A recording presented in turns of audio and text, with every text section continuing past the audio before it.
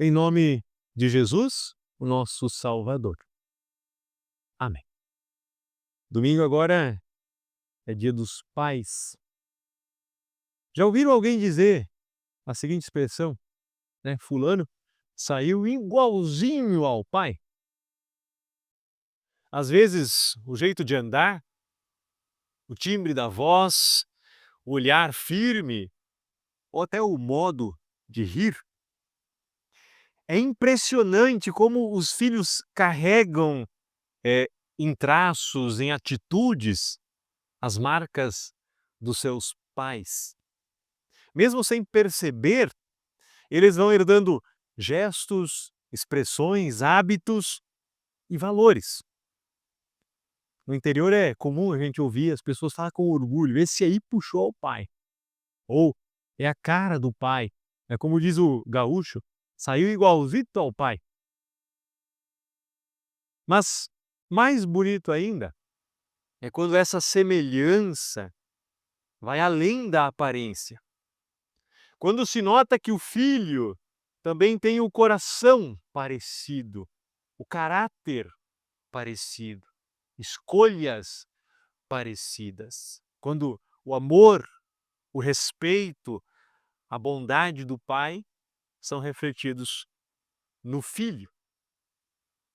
Jesus nos ensina no Evangelho de João, no capítulo 15, que nós somos chamados para viver ligados a Ele, assim como os ramos estão ligados a uma videira ou um parreiral de uva, como é mais comum nós falarmos aqui. E mais do que isso, nós somos chamados para refletir o caráter de Deus Pai, produzindo frutos que revelam ao mundo quem somos e a quem nós pertencemos. Jesus diz: eu sou a videira verdadeira. O Pai é o agricultor. Essa é a última das declarações sobre o eu sou. Nós já ouvimos outras em outros momentos de culto, onde Jesus expressa uma verdade bíblica fundamental para toda a cristandade. Ele é verdadeiro Deus, junto com o Pai e o Espírito Santo. E essa frase também é a única das declarações de Jesus que traz uma asserção. Diz Jesus: eu sou a videira verdadeira e o meu Pai é o agricultor. Nas outras ele não menciona Deus, mas fica subentendido a ação de Deus. Aqui ele coloca Deus como um dos personagens da história. Embora a obra de Jesus seja central nesse texto, o Pai ele não fica como um pano de fundo apenas, ele é o que poda ou corta fora os ramos que não estão produzindo. Para entendermos melhor esse texto, nós precisamos olhar para o Antigo Testamento. O profeta Isaías, também o salmista, colocam o povo de Israel como a videira, a plantação de uvas de Deus. O salmista diz: trouxeste do Egito uma parreira, o povo de Israel. O povo escolhido, que foi libertado por Deus da escravidão no Egito, foi arrancado daquela terra e foi plantado em uma outra terra, uma terra que emana leite e mel, e se enraizou naquela terra.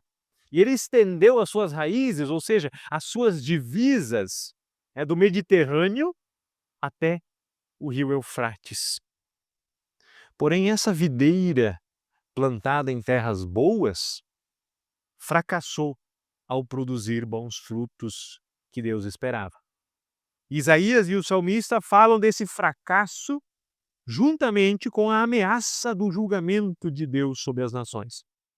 Em contraste a esse fracasso de Israel, Jesus então declara: eu sou a videira verdadeira.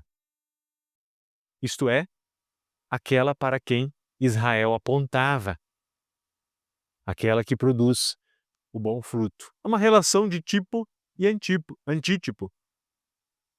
A imagem de Israel como a videira de Deus no Antigo Testamento aponta para o futuro, para a videira verdadeira que viria. Aquela primeira, ela é imperfeita, incompleta. Ela não conseguiu produzir aquilo que Deus esperava.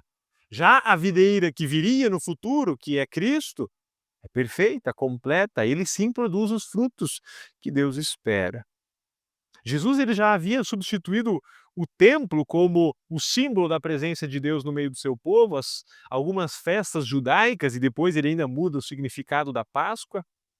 Jesus já substitui Moisés e vários lugares santos, e agora ele substitui Israel como sendo o próprio local do povo de Deus. No Antigo Testamento, pertencer a Israel era pertencer ao povo de Deus.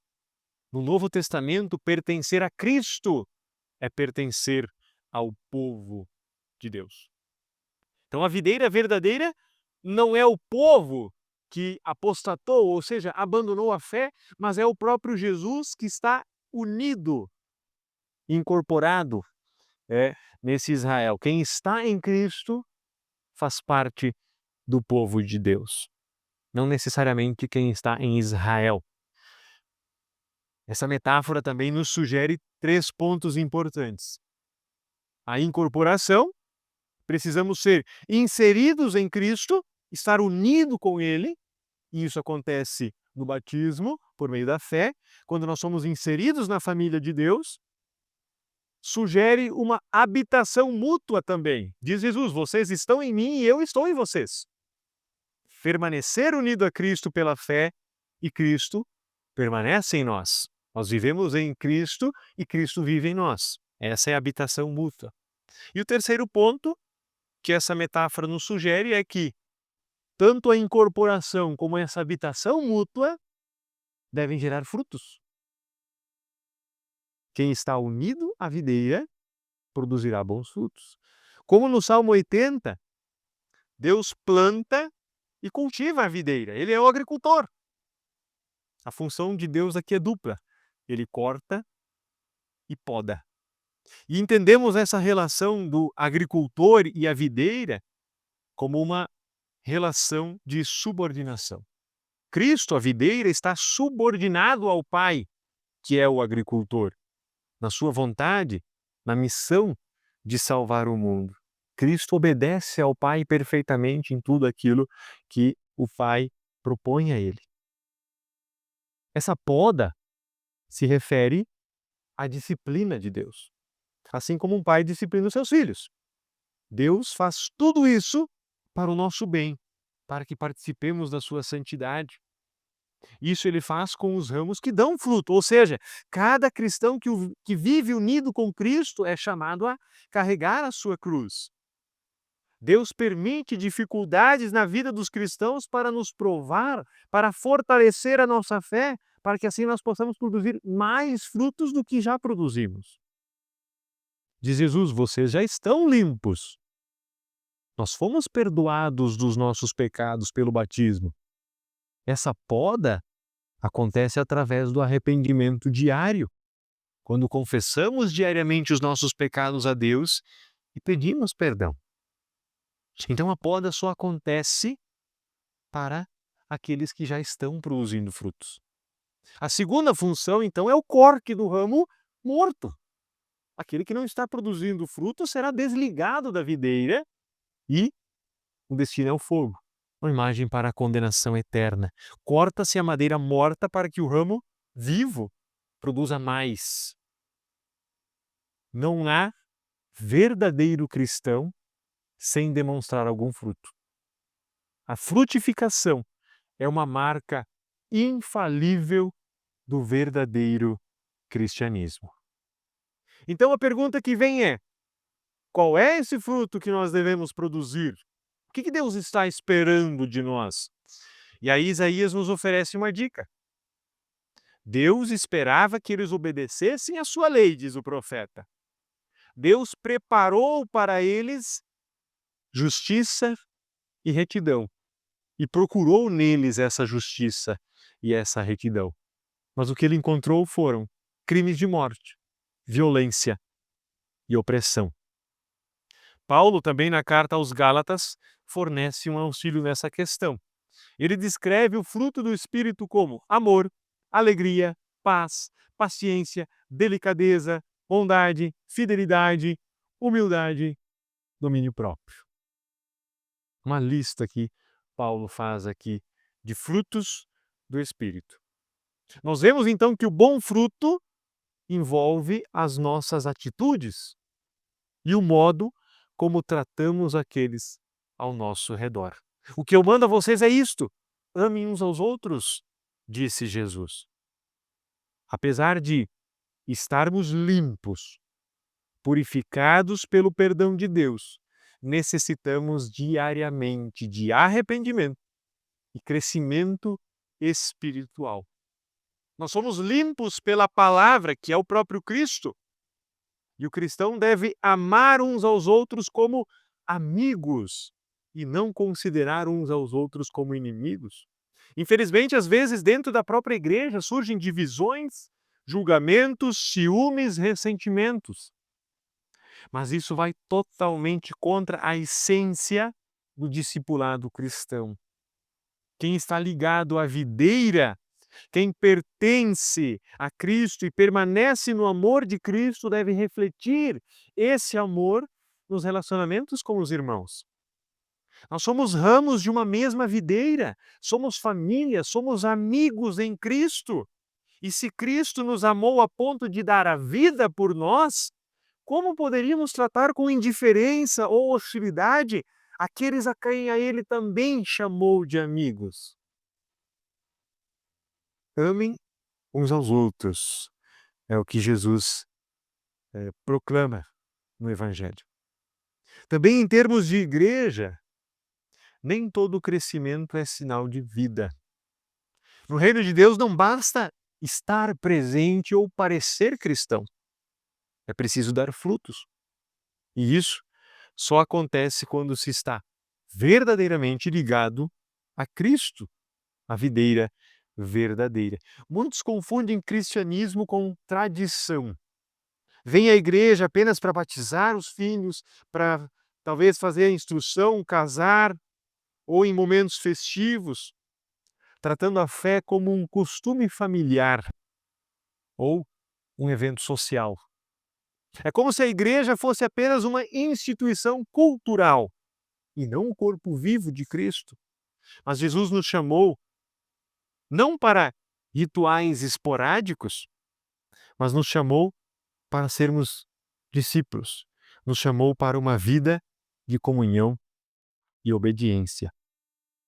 Em João, no capítulo 15, Jesus diz que o Pai é glorificado quando produzimos muitos frutos e assim mostramos que somos discípulos. Como seria bom se as pessoas olhassem para nós cristãos em nossas atitudes e nossas ações e dissessem: esse aí saiu igualzinho ao Pai Celestial. O fruto é evidência de que há vida interior. Quem está apenas na aparência, mas não permanece no amor de Cristo, pode até frequentar a igreja, mas não frutifica. É um ramo seco, religiosamente ativo, mas espiritualmente desligado. A fé cristã não é herança cultural, é relacionamento com Jesus. O verdadeiro discípulo é conhecido não por rituais, mas por frutos, por amor, perdão, serviço, fidelidade. Que não caiamos no erro de querer os benefícios da fé sem o compromisso com a videira que dá a vida. E Jesus toma essa metáfora da vinha utilizada no Antigo Testamento para confortar os seus discípulos na noite em que ele foi traído e preso. Assim como os profetas, Jesus retrata Deus como o zelador e o proprietário da vinha. E assim como os autores do Antigo Testamento, Jesus fala do bom fruto da sua vinha escolhida, mas com uma diferença. Ele é a vinha verdadeira. Os ramos vivos vivem porque permanecem em Cristo. É dele que vem a força, é do tronco, das raízes. E Cristo é essa base, esse tronco. Devido ao fato de permanecerem nele pela fé, enxertados nele, que é a videira verdadeira, esses ramos então produzem o fruto que Deus espera do seu povo. Deus corta os ramos mortos e poda os vivos. Os que creem, os ramos vivos, estão limpos por causa da palavra que Jesus falou para eles. Aqueles que continuam com a verdadeira fé em Jesus dão muitos bons frutos, e tudo isso para a glória de Deus. Em nosso batismo, nós somos enxertados na videira verdadeira, que é Cristo Jesus. Regados por sua palavra, nutridos pelo seu corpo e sangue e cheios do seu espírito, somos fortalecidos para viver não mais para nós mesmos, mas para Ele, para Cristo. Cristo mostrou como é o verdadeiro amor ao se entregar por nós na cruz. Esse amor sacrificial é o que nos move a amar, perdoar e servir na família, na igreja e na sociedade. Nós dependemos exclusivamente de Cristo, o crucificado, para a nossa salvação. Não fomos nós que o escolhemos. Ele nos escolheu e nos chamou para esta maravilhosa missão. Que possamos, assim, movidos pelo Espírito Santo, pregar o Evangelho com as nossas palavras e mostrar que vivemos unidos em Cristo com as nossas ações, para que as pessoas de fora olhem para nós e digam: esse aí saiu igualzinho ao seu Pai Celestial. E assim, como imitadores de Cristo, vivamos a nossa vida aqui neste mundo, até o dia em que Deus nos chamar para vivermos eternamente com Ele. Que Deus nos abençoe. Amém.